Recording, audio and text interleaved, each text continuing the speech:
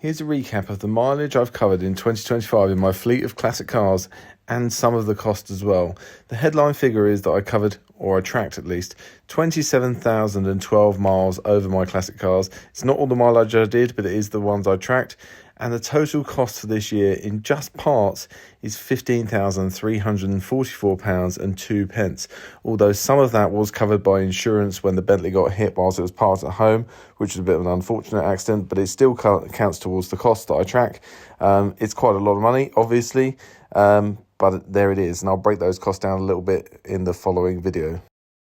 First up, my Bentley Turbo R, which I covered 8,951 miles in this year, which is a lot less than expected, thanks to, first off, it being reversed into, and then secondly, the fuel tank also went bust later in the year, which really curtailed the amount of mileage I managed to cover. We averaged 16.72 miles to the gallon over this year, and the costs were £4,518.56, which included all those repairs, which were paid for by the other guy's insurance, and then we also had the new fuel tank which has been fitted, and there's also some costs that are coming straight into next year, so we'll have to wait and see for those. Basically, it's 50p a mile in parts, and it costs 42.5p per mile in fuel. Next up, another car that hasn't covered a lot of miles this year is my V8 Vantage, which I did end up taking to Germany for a wedding. It has only covered 1,750 miles, and we averaged 22.81 miles to the gallon this year, but the parts cost was an absolutely astronomical £5,989.48. Again, part of these costs are covered slightly by insurance, thanks to my windscreen being smashed, but we also had new rear shocks and springs and brakes all round. So a pretty chunky year for that. Normally I cover a lot more miles, but hopefully we'll be back to that in 2026 as well. It was my daily driver.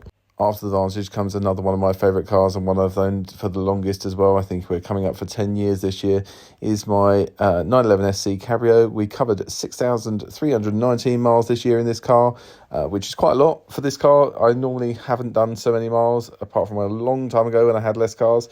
We averaged 28.33 miles to gallon, and we spent only £1,264.83, which included a service, a couple of exhaust bits, and we're going to be coming up for having some front suspension work in 2026. It's been a great car. I absolutely love this car, and the trip to Italy in it was absolutely fantastic. This Daimler Series 3 4.2 hadn't seen the road in a little while up until this year, when we attended two different weddings in it and drove two different brides to their wedding.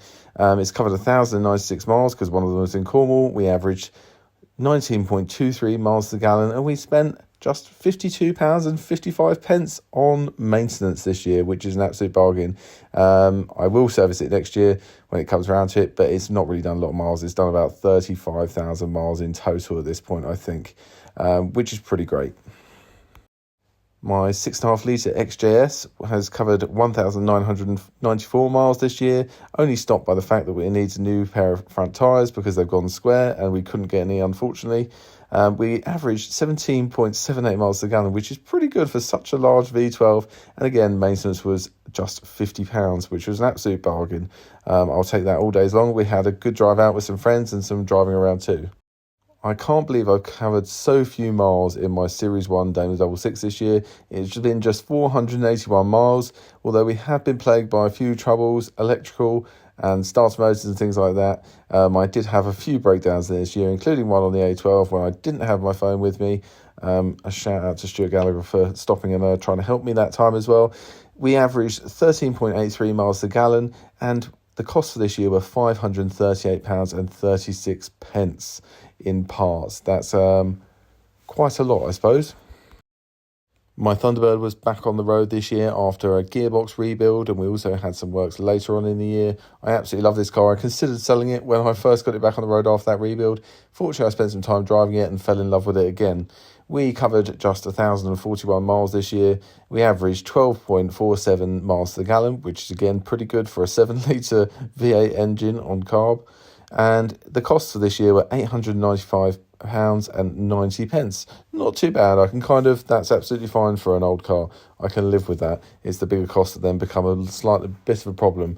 And there we go. There is the next problem. I made the somewhat stupid decision to take my 80s Maserati Quattroporte on a driving trip to Spain this year. After not knowing it very well, I've not done loads and loads of miles in this car. We did give it a little bit of a service and a couple of other bits of fuel filter housing that was leaking. I've covered 1,166 miles in this car. I would have covered more. Unfortunately, we did have brake failure whilst in Spain. However, the impressive thing is that we averaged 17.48 miles per gallon in this car over this year, which is, again, for the engine it is, and it is a very racy engine. That was quite impressive. And the cost of this year was just £106. But again, we will be doing more work on this in 2026. I'll get it back out in spring and we'll look at those brakes. I suspect it's going to be a front-end brake rebuild and we'll go from there.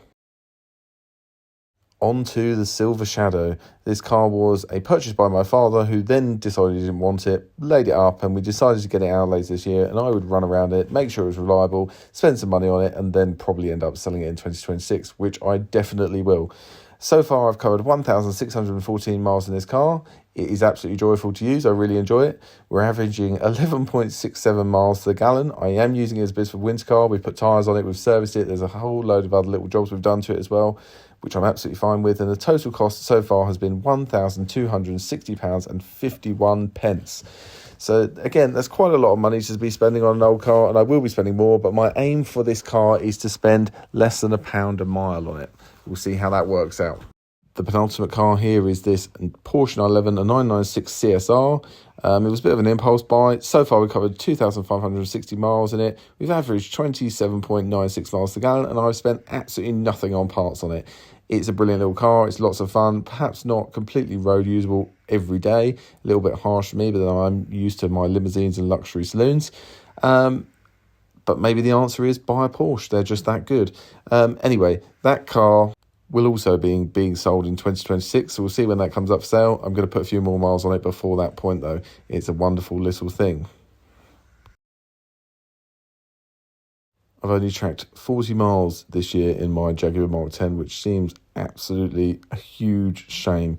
We averaged 11.38 miles per gallon, which is below the average this car normally does, and I've actually spent nothing on it as well. 2026 is going to be a year where I'm going to have to get this out and spend more time driving it, because it is a lot of fun. The only problem is that everyone other than me absolutely hates it, which is a bit of a shame. But anyway, we'll see. Hopefully there'll be more miles in 2026, and we'll see what cars end up staying, what cars end up going, and also what ends up arriving.